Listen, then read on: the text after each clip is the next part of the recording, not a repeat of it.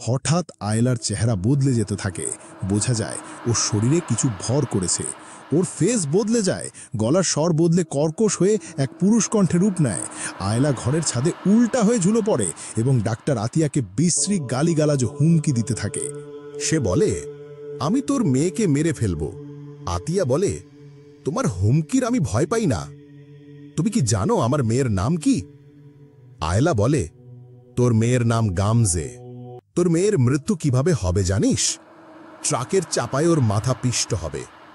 এটা শোনার পর ডাক্তার আতিয়াকে খানিক বিচলিত দেখা যায়, কারণ তার মেয়েকে ছোটবেলায় গামজে নামেই ডাকা হতো, আর এটা আয়লার কোনোভাবেই জানার কথা নয়।